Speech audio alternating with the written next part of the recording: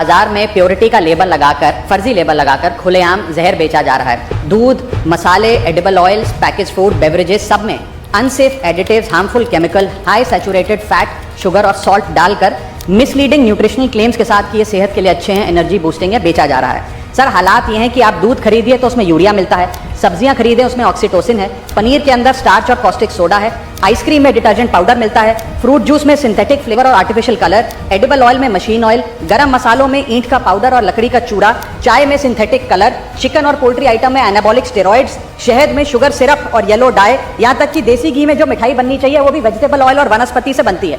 Sir आप सोचिए कि जब एक माँ अपने बच्चे को दूध का ग्लास देती है सोचकर कि इसमें कैल्शियम है, प्रोटीन है, मेरा बच्चा तंदुरुस्त बनेगा, उसे इस बात का अंदाजा भी नहीं है कि वे एक यूरिया और डिटर्जेंट का डेंजरस मिक्स अपने बच्चे को पिला रही है। सर एक रिसर्च बताती है कि मिल्क के सैंपल्स में 71% सैंपल्स में यूरिया और 64% सैंपल्स में न्यूट्रलाइजर जैसे सोडियम बायोकार्बोनेट पाए गए। सर इतना तो देश में मिल्क का प्रोडक्शन नहीं है जितना इस देश में दूध बेचा जा रहा है। सब्जियों जिनको हम सेहत का भंडार समझकर खरीदते हैं उसे ऑक्सीटोसिन का इंजेक्शन लगाकर फ्रेश, हरा भरा और उसकी ग्रोथ को एक्सेलरेट कर बेचा जाता है। ऑक्सीटोसिन सर वो हार्मफुल केमिकल है जिससे dizziness, headache, heart failure, infertility और कैंसर जैसी बीमारियां होती हैं। Food adulteration is a raising health crisis और खास तौर पे ये बच्चे, बुजुर्ग और महिलाओं, प्रेग्नेंट महिलाओं के लिए खास तौर पे एक खतरे की घंटी है। इस देश की 2 सबसे बड़ी गरम मसाले बनाने वाली कंपनियों के प्रोडक्ट्स यूएस, यूके और इनफैक्ट पूरे यूरोप में इसलिए बैन हो गए क्योंकि उनके अंदर कैंसर कॉजिंग पेस्टिसाइड्स पाए गए। वो मसाले भी आज भारत में बेचे जाते हैं और धड़ाधड़ खरीदे जाते हैं। हम we are forced to consume those products. Sir हालात ये है कि और देशों के अंदर जिन फूड आइटम्स को पालतू जानवरों को भी नहीं खिलाया जाता वो हमारे देश में धड़ाधड़ ये कंपनियां बेच रही हैं। सर मैं इस संदर्भ में कुछ सुझाव लाया हूं। पहला सुझाव FSSAI जो हमारा रेगुलेटर है उसे मजबूत करिए, एडुकेट मैन पावर दीजिए, एडुकेट लैब टेस्टिंग दीजिए। दूसरा, जो फाइन्स और पेनल्टीज हैं वो फाइनेंशियली मैनेजेबल है, उनको बढ़ाने की जरूरत है। थर्ड, पब्लिक रिकॉल मैकेनिज्म होना चाहिए। यदि किसी एक प्रोडक्ट में मिलावट पाई जाए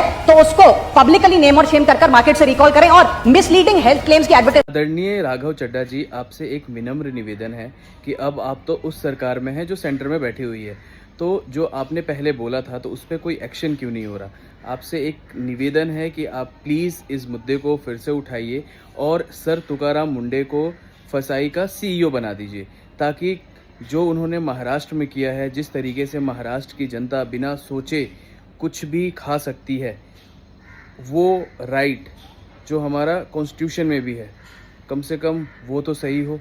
क्योंकि अभी फेस्टिवल सीज़न आ रहे हैं, हर जगह एनालॉग पनीर, कहीं केचप में मिलावट, कहीं सारे फूड में मिलावट, कलर्स, आर्टिफिशियल प्रिजर्वेटिव्स सब मिले हुए हैं। तो आपसे एक निवेदन है और आपसे भी एक निवेदन है जो मुझे देख रहे हैं कि इस वीडियो को ज़्यादा से ज़्यादा शेयर करें ताकि ये वहाँ तक पहुँचे। धन्यवाद।